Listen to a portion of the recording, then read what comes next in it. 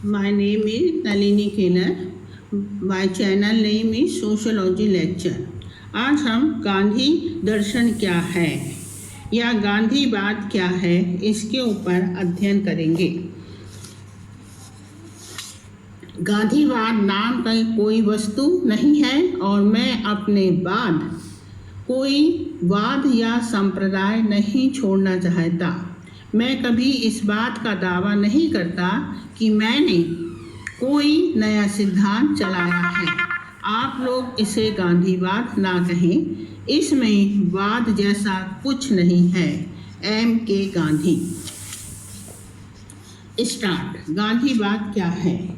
21वीं सदी यहाँ विकासवाद टेक्नोलॉजी प्रगति की नई परिभाषा लिख रही है, वहीं दूसरी ओर आज संपूर्ण विश्व मानव सभ्यता के संरक्षण एवं प्रतिरक्षण के लिए चिंतित दिखाई पड़ता है। चारों तरफ सामाजिक, आर्थिक, राजनीतिक एवं मनोवैज्ञानिक विध्वंसात्मक समस्याएं जैसे महंगाई, बेरोजगारी, महामारी, धार्मिक एवं नक्सली संघर्ष, युद्ध, आतंकवाद, हिंसा एवं पर्यावरण प्रदूषण संबंधी समस्याओं से ग्रस्त दिखाई पड़ता है।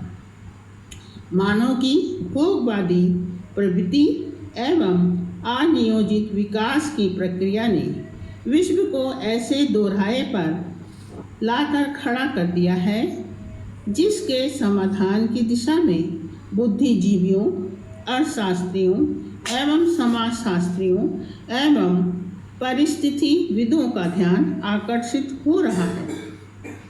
विश्व के विभिन्न स्थानों में संगोष्ठियां एवं पृथ्वी सम्मेलन का आयोजन किया जा रहा है ताकि विकास और सामाजिक आर्थिक योजनाओं को नए रूप में परिभाषित किया जा सके। इन परिस्थितियों में आज गांधीवादी विचारधारा का महत्व बढ़ जाता है।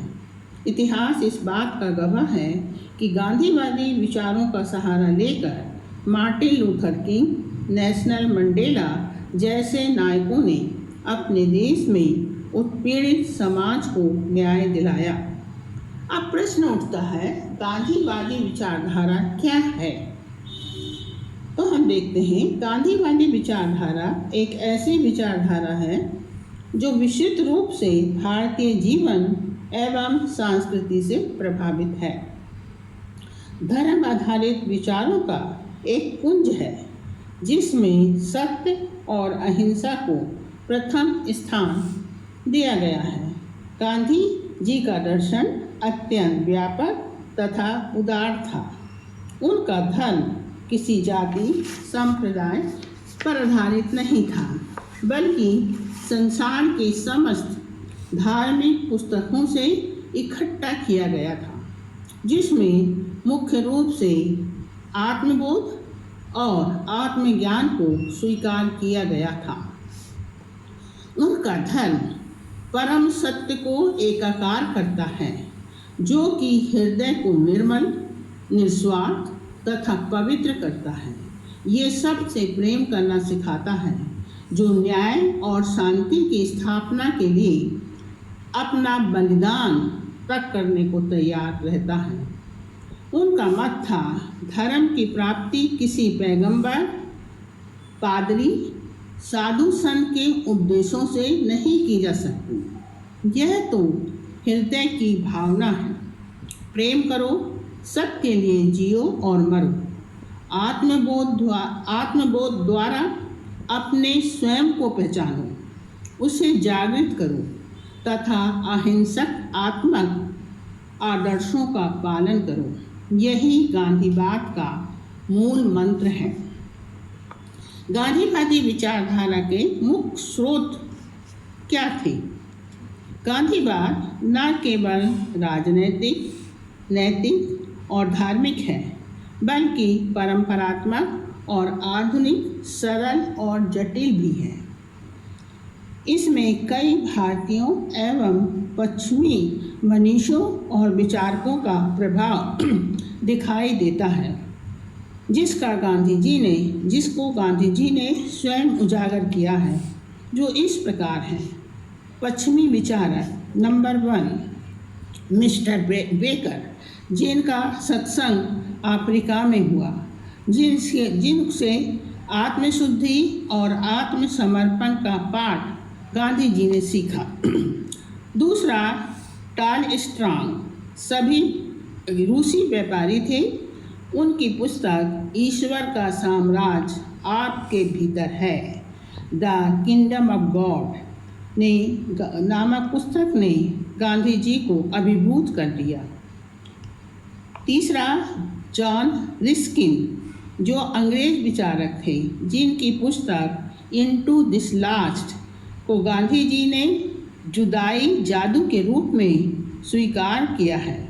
गांधी जी ने इस पुस्तक को गुजराती में सर्वोदय के रूप में अनुवादित किया, जिसका मुख्य आधार था नंबर 1 सभी के कल्याण से ही व्यक्ति का भला है। दूसरा, सभी व्यक्तियों को जीविका कमाने का समान अधिकार है। तीसरा, परिश्रम ही जीवन जीने का मुख्य आधार है। चौथे, सर एडविन ऑर्नर की पुस्तक द सॉन्ग सेलेस्टियल, इस पुस्तक ने गांधी जी के दिमाग पर गहरी छाप छोड़ी और सत्य के ज्ञान के लिए उन्होंने गीता का अध्ययन किया। भगवत गीता को उन्होंने सत्य के मार्ग का सर्वोत्कृष्ट मार्गदर्शन माना है। भारतीय दर्शन के अंतर्गत बौद्ध धर्म, जैन धर्म, उपनिषद, गोपाल कृष्ण गोखले, रायचंद भाई, जो अफ्रीका में गांधी जी के आश्रम में रहते थे, इनके विचारों का प्रभाव उनके व्यक्तित्व पर स्पष्ट दिखाई देता है। इस तरह गांधी विचारधारा महात्मा गांधी द्वारा अपनाई और विकसित की गई धार्मिक सामाजिक विचारों का समूह है, जिसका आरंभ दक्षिण अफ्रीका से लेकर नेशनल इंडियन कांग्रेस के गठन एवं भारतीय आज़ादी तक का इतिहास है। गांधी विचारधारा के मुख्य आधार तत्व इस प्रकार हैं: सत्य, अहिंसा और सत्याग्रह। सत्य, ट्रुथ। गांधी जी सत्य के बड़े आग्रही थे। अन्य विचारकों के विपरीत वे सत्य को ईश्वर मानते थे। सत्य उनके लिए सर्वोपरि था। उसका क्षेत्र व्यापक है और केवल व्यक्ति ही नहीं बल्कि संपूर्ण समाज और राष्ट्र को भी उन्होंने इसमें सम्मिलित किया है। संपूर्ण सत्य मन, वचन, कर्म का आधार है। सत्य का पालन उन्होंने धर्म, राजनीति, अर्थनीति, परिवार सब में किया था। गांधी जी के सत्य का सिद्धांत सत्य शिवम सुंदरम से आरंभ होता है। हम सब जानते हैं कि सत्य शिवम सुंदरम का क्या अर्थ है। सत्य ही शिव है। शिव मेन ईश्वर, और ईश्वर जो है वो सबसे अधिक सुंदर है। तो इस प्रकार गांधी जी ने सत्य को ही ईश्वर माना। उनका मानना था कि ईश्वर सत्य नहीं है, सत्य से ही ईश्वर की प्राप्ति हो सकती है। मनुस्मृति के अनुसार सत्य बोलना भी एक कला है, जो जीवन के प्रत्येक क्षेत्र में अविराम साधना से संभव है। अहिंसा, नॉन वायलेंट।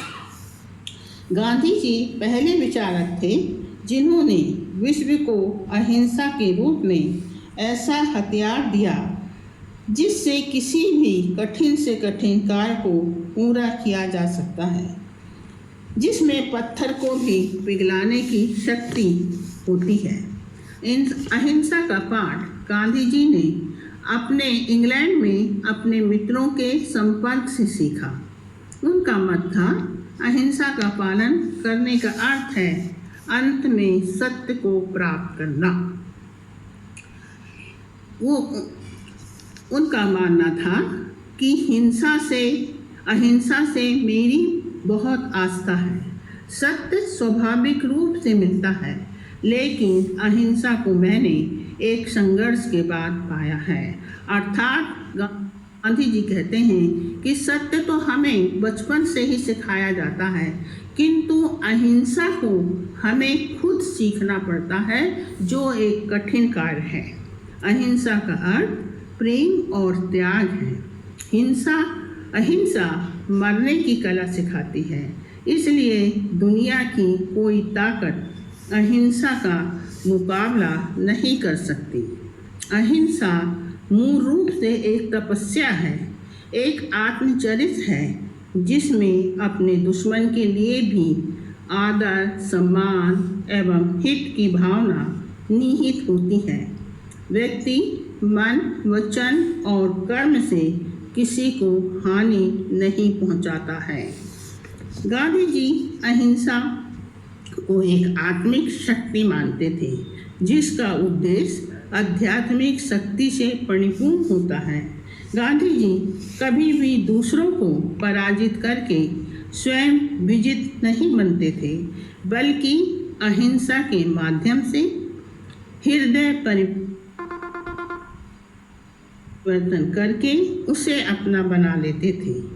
यंग इंडिया में वे लिखते हैं कि अहिंसा भीरू और कायर लोगों का तरीका नहीं है, यह तो वीरों का शस्त्र है। गांधी जी ने अहिंसा का प्रयोग दक्षिण अफ्रीका में प्रथम बार किया और भारत में चंपारण में प्रथम इसके दर्शन हुए। अब तीसरा जो आधार है वो है सत्याग्रह। विंसेंट सीरेन ने लिखा है, सत्याग्रह गांधी जी का सर्वोच्च आविष्कार है। सत्याग्रह का अर्थ होता है सत्य के लिए आग्रह करना, किंतु गांधी जी का सत्याग्रह वह प्रयत्न है जो प्रेम और त्याग से सत्य तक पहुंचता है। उन्होंने इसे निष्क्रिय प्रतिशोध के रूप में वर्णित किया है। ये एक ऐसा नैतिक शस्त्र है जो विरोधियों के हृदय को बदलने की ताकत रखता है। गांधी जी का मत था कि प्रेम आत्मत्याग के द्वारा न्याय भाव को जागृत करके कुकर्मी का हृदय परिवर्तन करके अन्याय का अंत करना चाहिए। अफ्रीका में 1906 में भारतीय पंजीयन के लिए एक अपमानजनक कानून अफ्रीका सरकार के द्वारा लाया गया था, जिसे काले कानून के नाम से संबोधित किया गया। इस आंदोलन का विरोध गांधी जी ने सत्याग्रह आंदोलन के रूप में किया। यहीं से सत्याग्रह का आंदोलन का आरंभ होता है। भारत में गोपाल कृष्ण गोखले के साथ भारतीय राष्ट्रीय कांग्रेस में प्रथम सत्याग्रह आंदोलन चंपारण में किया गया। उसमें सफलता प्राप्त करने के उपरांत बागडोरी सत्याग्रह, खेड़ा सत्याग्रह, रॉयट सत्याग्रह, विभिन्न सत्याग्रह आंदोलन के माध्यम से देश की अनेक समस्याओं को अन्याय से बचाने के लिए गांधी जी ने इसका सहारा लिया। उनका विश्वास था कि भारत को यदि हमें सफल राजनीति करना है तो इसके लिए हम शक्तिशाली ब्रिटिशों से लड़ने की क्षमता नहीं रख सकते हैं। इसलिए उन्होंने सत्याग्रह को एकमात्र हथियार बनाया, क्योंकि 2 शताब्दियों से ब्रिटिश शासन ने भारत की आर्थिक नैतिक दशा को इतना कमज़ोर कर दिया था कि प्रतिरोध की कोई भी तरीका सफल नहीं हो सकता था। अंततः सत्याग्रह आंदोलन ने भारतीय आज़ादी में अपनी महत्वपूर्ण भूमिका निभाई। अब आप लोगों को मेरा वीडियो अच्छा लगा है तो आप उसको जल्दी से लाइक कीजिए, शेयर कीजिए और सब्सक्राइब कीजिए। बेल आइकन को दबा दीजिए ताकि अगला वीडियो जब मेरा आए तो आपको उसकी जानकारी हो जाए।